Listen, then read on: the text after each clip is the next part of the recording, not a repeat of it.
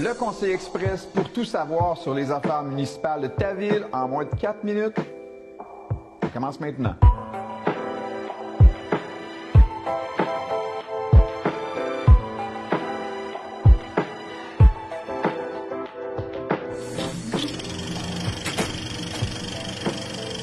Du 14 au 20 septembre, c'est la semaine des municipalités et plusieurs activités sont organisées, entre autres une journée porte ouverte à la caserne des pompiers dimanche le 14 septembre dernier, une formation en éco-responsabilité citoyenne qui aura lieu à l'Hôtel de Ville mardi le 16 septembre de 18h30 à 20h, suivi d'une deuxième journée porte ouverte à l'Hôtel de Ville ce coup-là.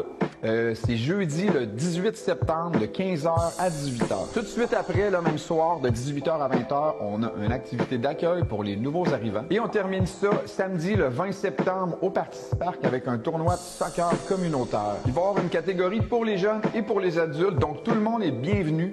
J'ai même entendu dire qu'il va y avoir des hot dogs. Je vous rappelle que tout ça est gratuit. Je vous mets le lien pour plus d'infos dans la publication. Les élections municipales approchent à grands pas. Les candidats intéressés ont du 19 septembre au 3 octobre pour déposer leur candidature. Si tu as le goût d'avoir un réel impact sur ton milieu de vie, c'est pas mal le meilleur spot. La composition du conseil municipal va orienter nos actions pour les années à venir. On a vraiment besoin de votre vision puis de vos idées. Pour celles et ceux qui aimeraient avoir plus d'informations, vous pouvez toujours contacter notre directrice des élections, Caroline P. Paquin, ou encore visiter le laser.ca dans la section élections municipales.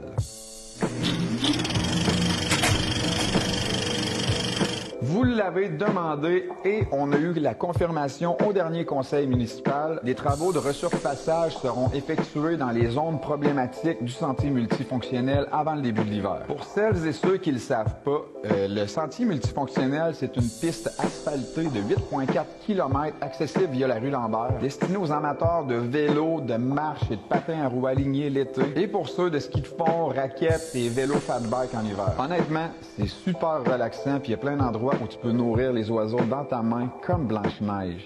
Pour vrai, un super bel endroit pour la famille.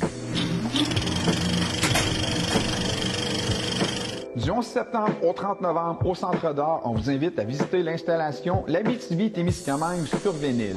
C'est des disques, beaucoup de disques, des instruments de musique, des costumes de scène et plein d'autres artefacts qui témoignent et rendent hommage aux Abitibiens qui ont marqué la scène musicale québécoise, canadienne et même américaine des années 1950 à 1980.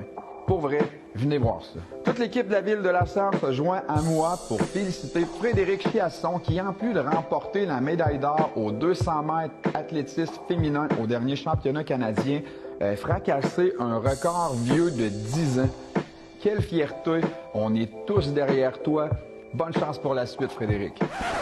C'est tout pour le Conseil Express de septembre. Si toi aussi tu es fier des réalisations de ta ville, je t'invite à aimer, à partager et à commenter cet épisode. On se revoit en novembre.